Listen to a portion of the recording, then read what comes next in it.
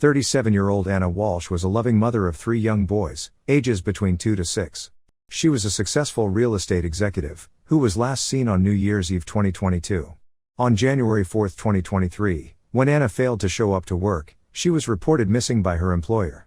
On January 8, Ana's husband, Brian Walshe, was charged with Ana Walshe's murder. Authorities have pretty good evidence for why Brian Walshe is most likely responsible. Be prepared for the truth, because it is not pretty. Let's dive into this rabbit hole. One thing you need to know about Ana is that she has always been very active on social media. She doesn't shy away from sharing details of her life. She posted everything. Her Instagram story would light up almost every day. On her Instagram, you can see her confidently posing. She loved taking selfies. And she loved her kids even more. Ana was described as a doting mother by those who knew her. Given how active Ana was on Instagram, it was odd that no one noticed for a few days, when Ana first went missing. Ana received a work call on New Year's Eve, and she had to make the urgent air trip, on January 1, 2023. On January 1, most people would still be on their holiday, and do not want to return to work until a few days later. But that wasn't Ana. Ana loved her job and she was a stellar employee. It would have been expected for Ana to post her landing picture, but there was no story or picture of her landing. It was as if she never took the flight. Investigators found that was indeed what happened. Ana never took the flight. Her husband said that she was boarding. Brian Walshe reportedly told detectives that Ana went out, in the morning after New Year's Eve, on an Uber or Lyft rideshare, and if that was true, Brian would have last seen his wife in the early morning of January 1, 2023. At the time of his arrest, Brian Walshe was already under house arrest. This is because Brian sold 2 forgeries of Andy Warhol paintings to an unsuspected collector. Brian knew the paintings were fake, but still sold them anyway, for $80,000 each, in 2018. This is the first evidence of many, that Brian lacks basic morals. Brian's house arrest meant that the family could not move to Washington, where it would be closer to Ana's place of work. Ana made the compromise, by keeping the family together, in Massachusetts, and had to travel long distances, to go into the office on days that are required. Due to Brian's house arrest, Brian had an ankle monitor on at the time, so the police were able to tell whether he went out of his house. During the interview, Brian revealed that on December 31, 2022, he had dinner with his wife and a family friend that Ana invited over. The friend was with them from 8:30 p.m. to around 1:30 a.m. on January 1, 2023. Brian said he last saw his wife, when he kissed her goodbye, at around 6 a.m. Then, he made breakfast for his 3 sons, before leaving to run errands, at around 3 p.m. Brian returned home before leaving once again, at around 4 p.m. He left the children with a babysitter, and set off to visit his mother, an hour's drive away, but explained that it took longer than usual because he got lost. Then, he said that he went to a CVS drugstore, and a Whole Foods store, after arriving at his mother's. Finally, Brian returned home to his children at around 8 p.m.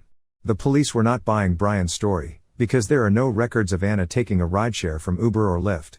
Ana's phone also pinged near their home in Cohasset, Massachusetts, on January 1 and January 2, when she wasn't supposed to be there. Ana's credit card has also not been active since January 1. Next, police went to check the security footage of Whole Foods and CVS drugstore, but they could not find Brian in the footage. Brian also could not produce any receipts from these 2 places. It was almost as if Brian never visited the stores like he said he did. So far, we know that Brian's whereabouts on January 1 of 2023 are very murky. As for where Brian went on January 2, he stated that he was at a juice bar with his son, where they got a smoothie. Security footage confirmed that he was indeed there with his son, at around 10 a.m. Yes, Brian was not lying about this particular outing. But, he conveniently left out any mention of his other outing that day. Unfortunately, the ankle monitor could not tell the detectives where Brian went, it could only tell them that Brian had went out. However, the detectives were persistent, and they found security footage of Brian, at a Home Depot hardware store nearby, at roughly 4 p.m., purchasing $450 worth of various items, including tarps, mops, buckets, and tapes. Oddly, he paid for the items in cash, perhaps in an attempt to not leave any records. If you are not familiar, what Brian bought was basically a crime scene cleanup kit. While he was conducting his shopping, Brian was wearing a surgical glove. We know that Brian Koberger, from the Idaho student murder case, was also seen wearing blue surgical gloves, in the store after the crime. It's interesting to note that the murders of these 2 cases took place not too far apart in time from each other. One is November 13, 2022, and the other is likely January 1, 2023. You can watch the video here. But, I'm getting ahead of myself. Let's continue. The purchase itself is already suspicious. But there's more. Authorities investigated Brian's devices, and his Google search was telling. Brace yourself. Brian allegedly made the following searches with his son's iPad, from January 1st to the following days since. Can you be charged with murder without a body? How long before a body starts to smell? How to stop a body from decomposing? 10 ways to dispose of a dead body if you really need to. How long for someone to be missing before you inherit? Can an identification be made on partial remains? Dismemberment and best ways to dispose of a body. Anyone with an ounce of intelligence knows what likely took place. On January 8, police would charge Brian with Anna's murder, despite not having a body. 5 days before Anna went missing, on December 27, 2022, Brian made the search, best state for divorce for a man. It's clear the couple was having trouble in the marriage. If there wasn't any trouble, Brian wouldn't have to search for which state it is best to divorce for a man. After Christmas, Anna made calls to her mother, begging her to come to visit her in the United States from Serbia. It's suspected that maybe Anna was having fights with her husband at the time. Anna reportedly had a real estate portfolio, worth almost $2 million, in her name. Brian's name was not found on these properties.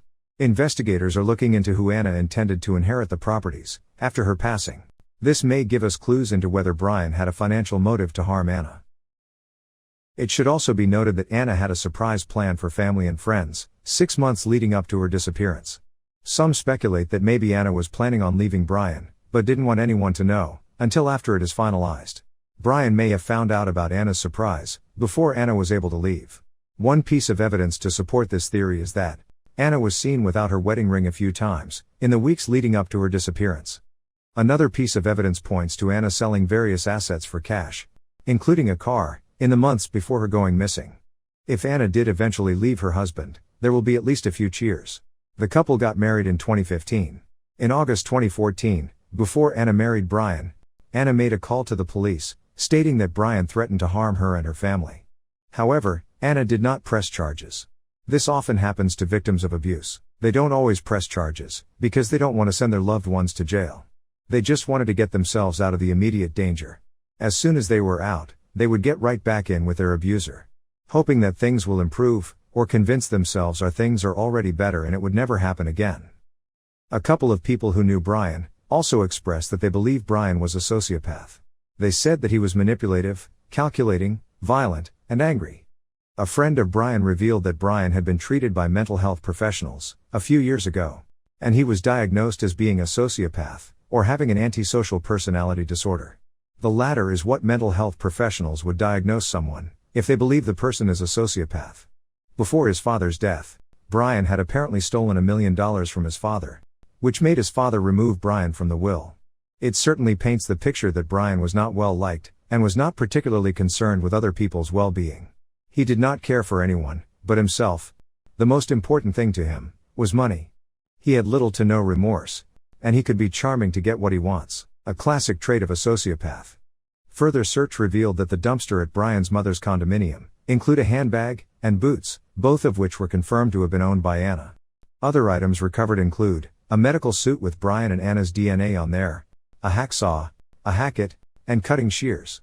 These items would collaborate with another findings at Anna and Brian's home. When treated with luminol, the basement lit up, which indicates the presence of blood. It's probably not too difficult to figure out what happened to Anna's body. It's likely that the murder was impulsive, and was not carefully thought out. Because Brian is known as a very calculating person. Some of the mistakes he made likely would have been avoided, if he had planned Anna's death out beforehand. Perhaps the couple was already having troubles in the marriage, to the point where Brian considered divorcing Anna, but an argument may have set him over the edge. Currently, Anna's 3 boys are in state custody. It is very tragic what happened. One moment they are in one of their parents' many residences, opening Christmas presents, and the next moment, their mother was gone, their father, taken to jail, and they, placed in an unfamiliar room. Their lives will never be the same again, because of what their father decided to do, in a moment of anger. He could have easily divorced Anna, and still have shared custody of his kids, if he wanted his kids around. At 39 and 47, they still had a huge chunk of life left to live. Now, Brian will likely spend the rest of his life in jail. As for Ana, she'll never see her 40th birthday, or see her kids grow up. For now, the search for Ana's body continues. But we likely won't find her. And if we do, likely not in one piece. By the way, the most two recent crimes I've covered, both involve men named Brian or Brian, their targeted victims being female, their weapon of choice being a knife. Both decided to wear surgical gloves in store after the crime, and both crimes occurred at roughly the same time as each other, being 49 days apart. There's also another Brian who strangled his girlfriend victim to death. Well, I know what I don't want to name my kids. And others would agree. The names Brian and Brian has been dropping in popularity in recent times. Some say that the name, Brian, is slowly becoming the male version of Karen. Not a good start to 2023 for Brian's, I gotta say. Thank you so much for watching until the end. If you're interested, click here to watch the video on Idaho student murder suspect, Brian Kohberger.